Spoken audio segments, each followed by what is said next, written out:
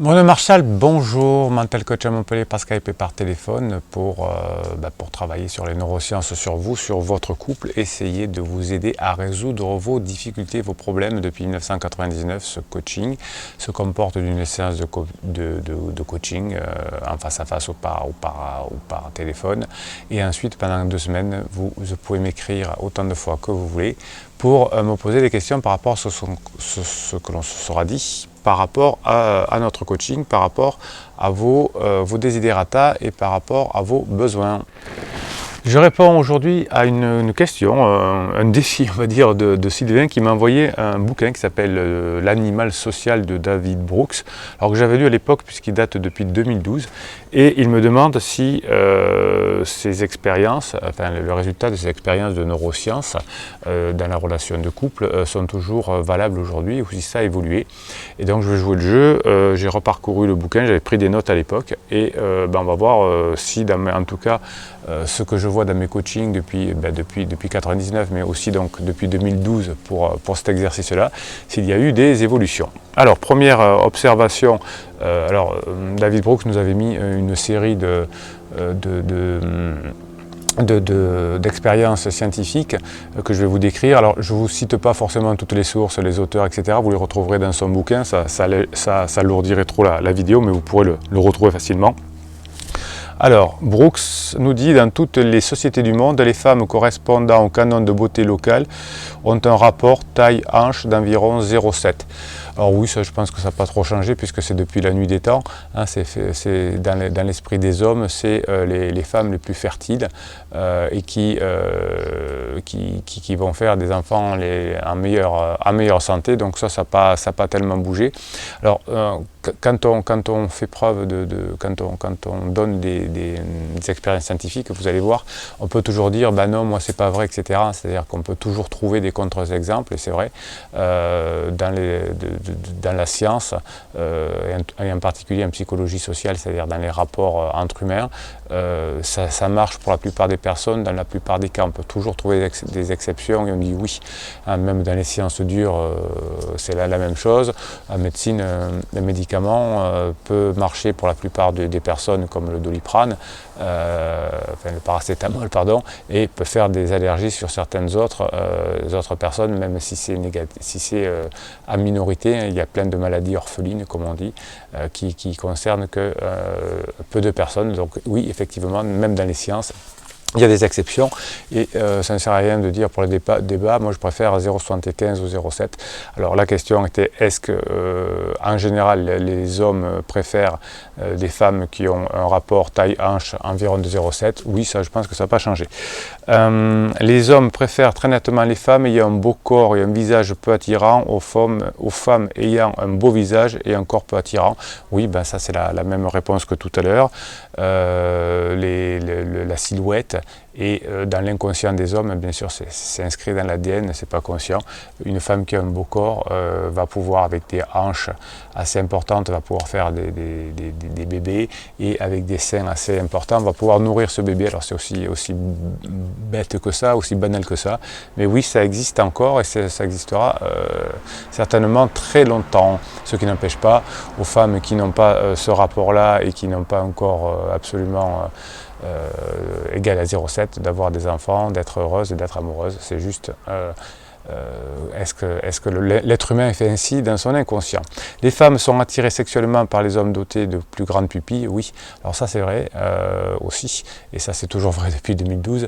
Les femmes en général, puisque elles ne peuvent pas enfanter tout le temps, puisqu'il y a la période de gestation, etc., ont besoin de savoir que leurs hommes les aiment, ils vont rester, ils vont les protéger. Donc souvent quand une femme veut divorcer, c'est qu'elle pense que son homme ne la protégera pas à tout jamais, qu'il n'est pas assez attentif et qu'il n'a pas assez d'attention. Et effectivement, quand on est excité, quand on est amoureux, quand on aime quelqu'un, quand on est content, en tout cas, on a la pupille qui se dilate. Et quand on est triste ou quand on est stressé, on a la pupille qui se rétrécit. Et ça, c'est la seule chose qu'on ne peut pas maîtriser. Alors quand je forme mes clients de la gendarmerie, les gendarmes, je leur apprends à ça, effectivement, à bien regarder la pupille. car je peux mentir en regardant dans les yeux, hein, parce que souvent quand je demande aux gendarmes comment vous savez que quelqu'un ment, alors on me dit le regard est fuyant, les propos sont pas très cohérents, et souvent on oublie de me citer cette pupille. Oui, donc la pupille est dilatée, ça veut dire qu'on est bien avec la personne, et les femmes adorent que effectivement on les protège, qu'on les aime et qu'on les désire. Une belle femme a été chargée d'aborder des étudiants pour leur demander de coucher avec elle. 75% ont accepté. Un séduisant jeune homme a fait de même avec des étudiantes, aucune n'a accepté. Oui, alors ça m'étonne pas non plus, ça n'a pas changé depuis 2012. Alors peut-être, on pourrait dire 80% et que 10% des femmes ont accepté, ça a peut-être un petit peu évolué. Non, il faut respecter pour avoir une relation les codes de séduction. Et pour une femme, effectivement, dire oui trop rapidement serait être une femme légère. Une femme légère ne peut pas enfanter, etc. Donc effectivement, vous n'avez pratiquement aucune chance, messieurs, si vous demandez dans la rue brutalement de coucher avec une femme, même si vous êtes beau, fort et que vous avez de gros pectoraux et très intelligent. Alors ça pourra arriver à la marge, bien évidemment. Mais oui, je ne pense pas que ça ait beaucoup évolué depuis 2012. Les femmes sont à 70% plus douées que les hommes pour retenir les détails d'une scène et la disposition des objets dans une pièce. Oui, effectivement, ça depuis l'âge des cavernes, ça n'a pas beaucoup bougé, 60 à 70%. Le cerveau féminin est plus doué pour voir les détails. Une femme verra une tache sur la chemise d'un homme alors que l'homme ne le verra pas forcément, en tout cas ne sera pas remarqué. Ça viendrait du chasseur qui doit dans la savane voir pour la protection un grand espace, et une femme qui dans la caverne devait regarder le détail pour que tout se passe bien, pour gérer la caverne. Effectivement, le cerveau masculin et féminin s'adapte, mais pas si vite. 90% de la communication émotionnelle et non verbale.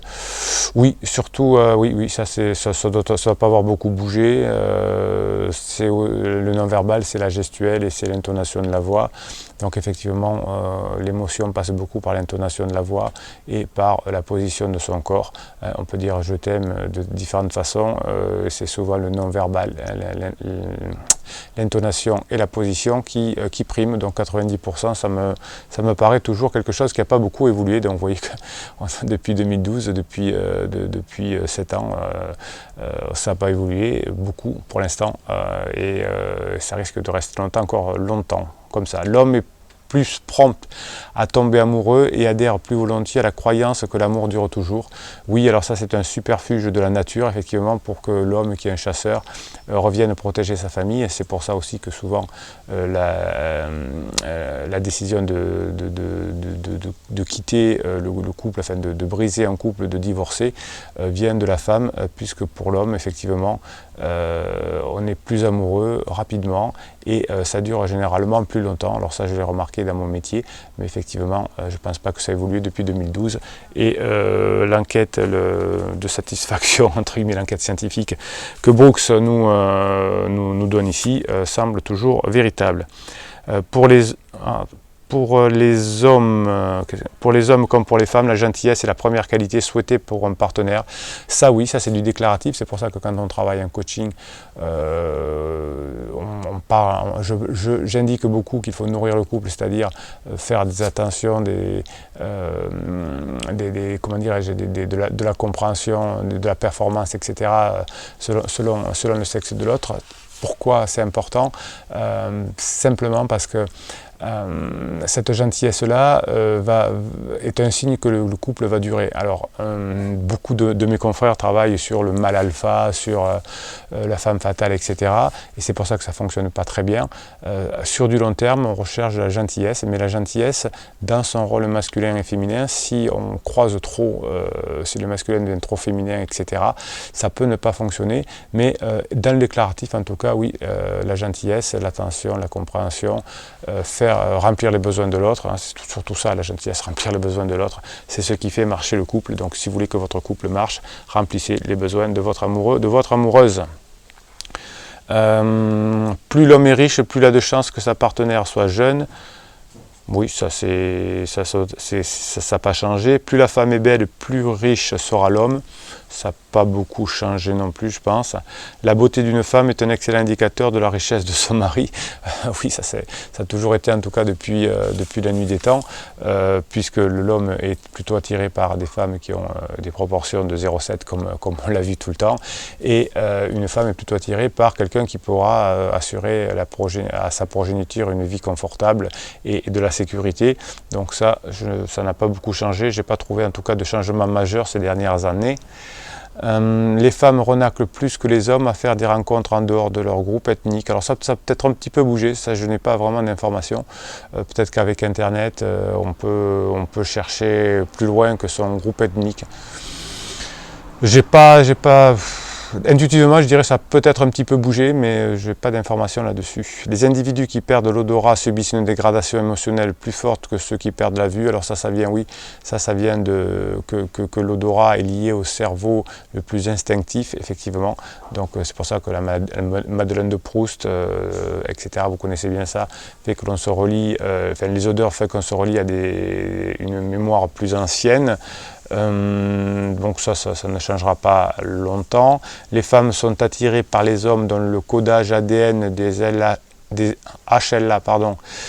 c'est des antigènes des leucocytes humains, est la plus différente du leur. Oui, ça on est programmé pour, on cherche les profils les plus complémentaires pour qu'il y ait des chances que les enfants se développent le mieux. La satisfaction du conjugal suit une courbe en U, le couple est infiniment heureux pendant quelques années, ensuite le couple décline pour atteindre le point le plus bas et remonte ensuite. Oui, alors ça c'est vrai, en anglais on appelle aussi ça le dip, ça c'est réel, donc le U ou le dip, c'est la lune de miel, ensuite ça descend et ensuite ça remonte, donc j'invite, c'est pour ça que je travaille avec les couples à passer ce U, le bas du U en tout cas, cette dépression, car ensuite on est mieux encore, mais effectivement comme souvent on manque de culture dans les couples avant que je les accompagne, on pense qu'on n'aime plus l'autre parce qu'on est au bas du U, donc c'est tout à fait normal, hein. Tous les couples depuis la nuit des temps fonctionnent comme ça, lune de miel, descente et puis remontée, donc si on sait ça, on s'en sort, sinon on va faire les montagnes russes en changeant de personne très souvent. Les hommes sont plus constants que les femmes dans leur désir sexuel. Ça peut-être un peu bouger aussi, hein. Je vois des femmes de plus en plus demandeuses depuis ces dernières années, donc ça peut-être un petit peu bougé. Les pourboires des stripteaseuses baissent de 45% quand elles ont leurs règles. Oui, alors ça voudrait dire ça, je ne sais pas. Ça voudrait dire qu'effectivement les hommes sont plus généreux avec les femmes disponibles, donc ça oui, ça doit être toujours vrai.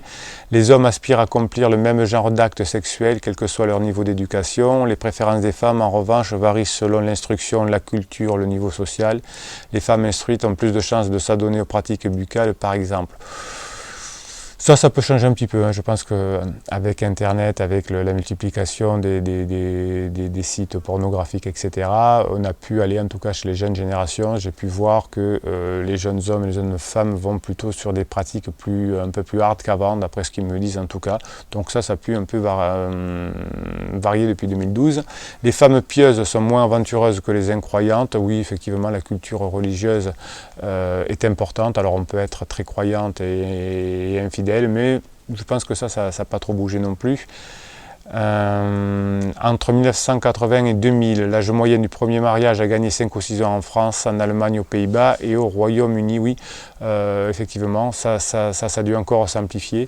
Les mariages sont depuis une dizaine d'années plus jeunes, c'est-à-dire que les jeunes générations se marient beaucoup plus, donc ça fait baisser l'âge moyen du mariage. Plus de 65% des divorces après 50 ans surviennent à la demande de la femme. Oui, ça n'a pas changé, ça a peut-être même un peu augmenté. C'est ainsi, c'est-à-dire que la courbe du U que l'on voit, quand on est dans la courbe du U, c'est souvent les femmes qui demandent le divorce, pensant que ça ne va pas remonter ensuite. Dans la plupart des sociétés, le taux de divorce culmine dans la 4e année de mariage. Alors, Je pense que c'est plus tard aujourd'hui, ça a dû un peu bouger. Alors peut-être qu'il y a un biais, c'est que j'accompagne surtout des couples qui n'ont pas 20 ans, quoi, qui sont après la trentaine. Donc peut-être que pour moi c'est biaisé. Moi, à mon avis, effectivement, les couples divorcent aussi quand ils sont ensemble depuis beaucoup plus longtemps que ça. Voilà, donc merci pour cette question. J'aime bien quand on me lance des défis, des challenges. Ça m'a permis de replonger dans l'animal social, qui ne parle pas d'ailleurs que de relations couple. Je vous en parlerai peut-être un moment, j'ai redécouvert ça. Donc vous voyez que les relations humaines, homme-femme, ne changent pas tellement, hein, elles changent un petit peu à la marge. Et donc quand on connaît effectivement les principes pour être heureux en couple et du fonctionnement humain, hein, les changements sont très très lents. C'est vrai que, alors je donne parfois cette métaphore. Aujourd'hui on utilise beaucoup le portable. Non, il n'est pas. Donc il faudrait presque avoir une troisième main pour pouvoir gérer son portable. Avant qu'on ait une troisième main qui pousse, eh bien, il faudra des millénaires, voire des millions d'années. Donc l'évolution du cerveau masculin-féminin change, évolue, mais c'est très très très lent. Voilà, donc si vous pensez que cette vidéo peut intéresser d'autres personnes, soyez gentils. Puis comme ça, vous voyez, quand on est gentil, ça plaît. Donc mettez un pouce en l'air pour que YouTube puisse proposer cette vidéo à d'autres personnes. Ça, c'est votre côté gentil. Faites-vous plaisir en vous abonnant, puisque vous aurez accès donc à mes posts pratiquement quotidiens qui sont réservés à mes abonnés. Et dites-moi ce que vous pensez, si vous avez des informations de variation de ces études que Brooks nous parlait jusqu'en 2012. Ça m'intéresse, posez vos questions, j'y réponds. Et puis partagez cette vidéo si vous le voulez. C'est des cadeaux que vous pouvez faire à vos amis. Et je vous dis à très bientôt.